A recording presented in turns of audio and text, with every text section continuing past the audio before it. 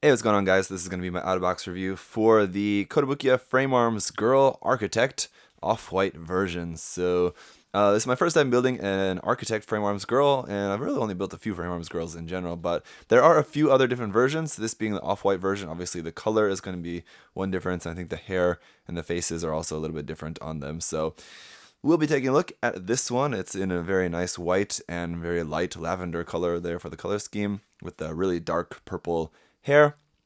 And basically what you see is what you get. It doesn't really come with any like weapons really, accessories too much. You have a handful of different option parts, which we'll go through. But when it comes to like Frame Arms Girls, the Architect version and a couple other ones of like the really simple ones are basically going to be just for like made for customizing. Well, I mean, you can do stuff with them just as they are, but they're kind of made, as you can see by just all the hard points on there, they're made to be used with other different accessories and mixing and matching parts with other different Frame Arms Girls or Frame Arms kits and things like that. So that said, despite this being one of the most simple kits in the Frame Arms Girl line, it's still not very cheap, coming in at 3,800 yen, or around between $35 and $40 for that. It's not going to be all that cheap, but as we've seen with these kits in the past, they do, I think, make up for that quite a bit in terms of quality. Now, I say they make up for it quite a bit because I don't think it makes up for the price totally in terms of what we get in the box, but we'll get into that a little bit later. Let's first just take a look at what we've got here. So with the kit, we get three different options for the face. This one is looking just kind of expressionless, really, to be honest, but they're all pre-printed, pre-printed. I'm not exactly sure if they're printed or painted, but either way, they're all already on there and very nice. You have like a rosy cheeks and the eyes look really nice on there. And then our other options here, we have this one, which looks slightly different, but not really all that different. And then the third one as well is cracking a little bit of a smile there and looking off to the side there, so you have a little bit more expression with that face. But really, to be honest, in terms of the face options with this kit, it's not really as good as with other kits in the line. I think the faces are a little bit boring with this kit. Just in case you wanted to change the skin color or something and you would have to repaint the face, you do also have a set of water slides for that if you want to use those to replace the eyes. But again, you would have to repaint the other bits like the rosiness on the cheeks and the tiny little bit there for the mouth. Then for hand options, we have a set of just like open resting hands there, as well as a set of closed fists, a set of open expressive hands, a set of holding hands, and a set of holding hands with the trigger finger extended. We get this simple base, which as far as I know is included in every single Frame Arms Girl and Megami Device kit. Basically, it's at a ball joint at the bottom, so you can move the whole thing around like that, and this top part can be raised up and down as you need, and then that's on kind of ball joint as well, so you can kind of change the angle of that a little bit as needed. It works pretty well. Then we have an optional arm and leg, which are just fixed posts here, but these are meant to sort of look like it's like taking off the armor on the leg and on the arm here as well. The armor parts are already off, and you just kind of have like the bare sleeve, and so this is just meant to just sort of look like it's holding on to that. Then you got some option parts for basically kit bashing this with an actual Frame Arms Architect kit. So basically, the leg here you'll replace with this part, and then you're able to plug in the leg of the Frame Arms Architect frame kit. And then the same thing here for the arm, you'll just replace the arm just below that white armor part there with this, and then you can plug on the Architect frame. And then from there you can use, any Frame Arms kit, because all the Frame Arms kits use the Architect frame as like the core, and then you could just use any other Frame Arms limbs, arms and legs on here with that if you want.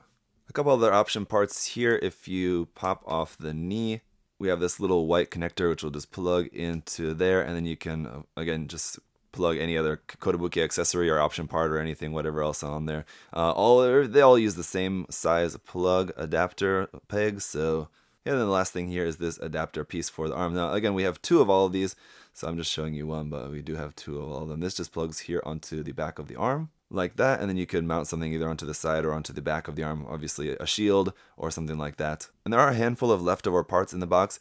Included in there is the knife. I believe this is originally from the Frame Arms Girl Go-Rai, and so you have this, and you have this little connector piece for that. So I would certainly count this as an accessory for the kit just because it's included in here, so you could easily just mount this, onto wherever you want on the kit, just something like that or whatever. So while it may not be an official accessory, it does come with one small weapon. Now getting into the articulation of it. So here on the back, the hair is kind of like two halves of the hair, which will have a little bit of articulation there. You can kind of move those around to move that out of the way if you want, like so. That light pinkish scrunchy part there was actually a pre-painted part. I'm not exactly sure what the color plastic is underneath that, but that is painted in that color. It doesn't match the rest of the kit. I don't know if it's supposed to, but it doesn't.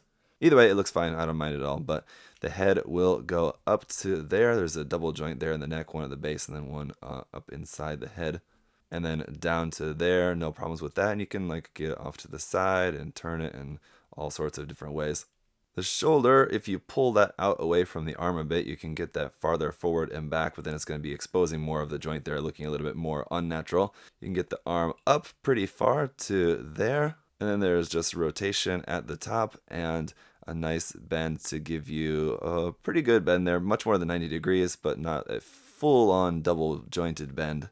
For the hand here, there's just like a rotating hinge, so you can bend that forward and back, and if you just kind of rotate that, you can bend the hand in and out like that. So it all works really nicely. It works pretty natural as like a wrist joint. There are a few seam lines on the kit, like on the forearms here, and then like on the thigh parts, there's seam lines there. But definitely the one that I don't like the most is the one right in the middle of this piece right there on the front of the chest. So definitely I'm going to want to have to glue that together. But there is a little bit of articulation here as well, as that part will slide down to there if you need that to do that really for any reason.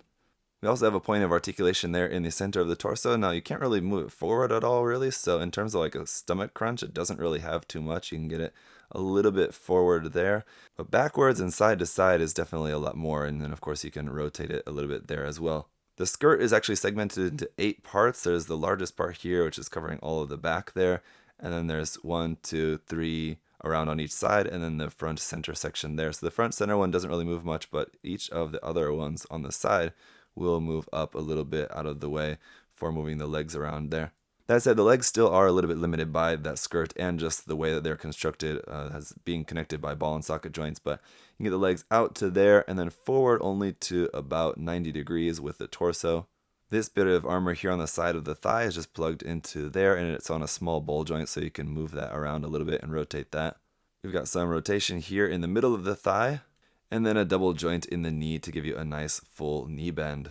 Now again, you'll notice plenty of hard points here on the side of the thigh, 2 on the side of the leg there, 1 up there on the shoulder, on the back of the skirt there, on the back of the leg as well, even up here on the back of the head, so a lot of places to plug in different accessories and option parts. And finally down here at the ankles, you can get those side to side with no problem at all. Forward, they aren't really going to be able to move forward at all, so that's a shame, but back is not a problem there. And then you have a little bit of separation here with this kind of claw part, it's like the back half of the foot can move down like so.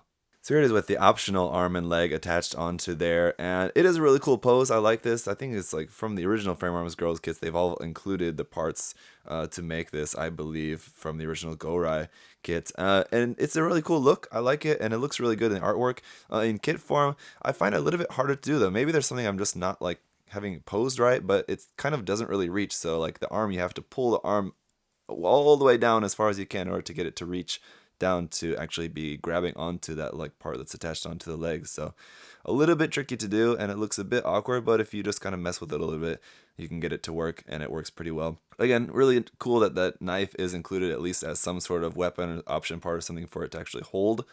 But while it is nice to have a few little options, while it is nice to have a handful of options here and there, this kit really doesn't come with a whole lot, and I think for the price of it, you might end up feeling a little bit disappointed. While other Frame Arms kits, though, are definitely more expensive, for like $40, $50, $60 even, but they tend to just come with more stuff. So I think even though you're paying more $50 or $60 for this kit, at least it's got some different accessories and options or parts and things like that, where this one doesn't really have a whole lot for you to really do much with it. While the kit is definitely very nice and really high quality kits, and what you do get in the box is of really good quality, so I think the price, you can see where the price comes into play, why it costs so much, but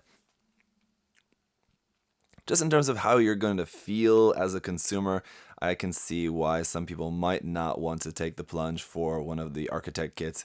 And you might want to spring for something, one of the other different ones, a Go-Rai or a Stylet or something like that.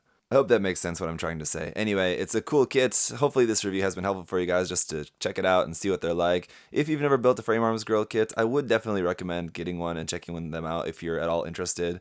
They're expensive, but I think worth it. So just find one that you think is maybe your favorite and just go for it. There are a lot of really small parts, and they're like color separation and part separation on them is really good, especially on the more complicated designs. They're just pretty incredible kits to put together and very solid, and just they work really well. So with that, guys, if you do have any other further questions or comments, feel free to put those down below.